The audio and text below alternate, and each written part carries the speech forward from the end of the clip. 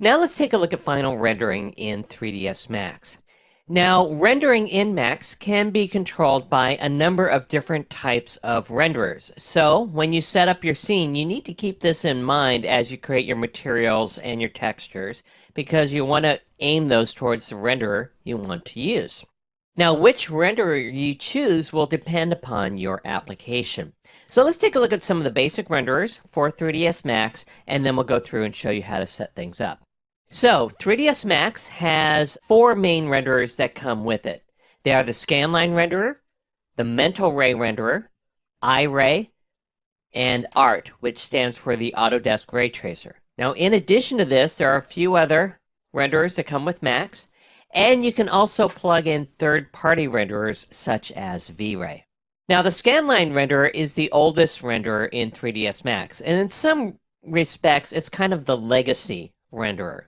But it does have some advantages. It's simple and fast, and that's mostly because it's scanline based, but it is not physically correct. So things like ray tracing has to happen via maps. So if you want highly realistic scenes, the scanline renderer might not be the one you choose. Now the next one is Mental Ray. Now Mental Ray is a physically correct renderer, so you should be able to get really good realistic renderers out of it. It does support ray tracing out of the box, and it also supports caustics and global illumination. Now these are indirect lighting models, so they recreate the bounce lighting in the room. And in addition to this, Mental Ray has a number of really nice specialized materials, so things such as car paint, skin, and so on.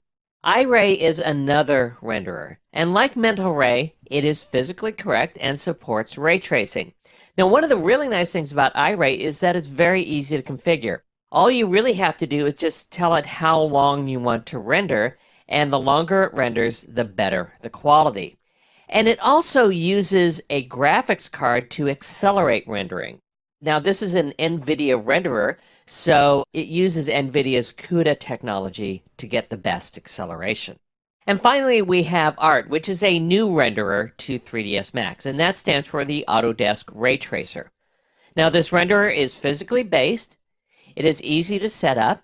It is also used in Revit, Inventor, Fusion 360, and a number of other Autodesk applications. And this is great because you can take scenes from one place to the other and make sure that the renderings are still the same.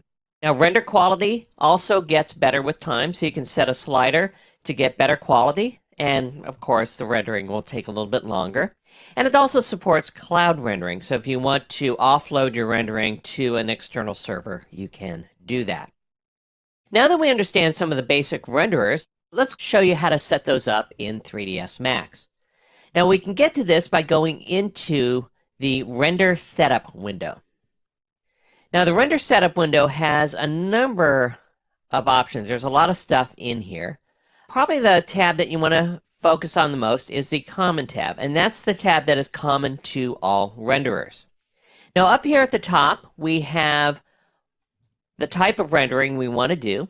In this case, we're set up for production rendering mode, but we also could do iterative and active shade mode. Now, active shade is a way to render a scene and see the changes in real time.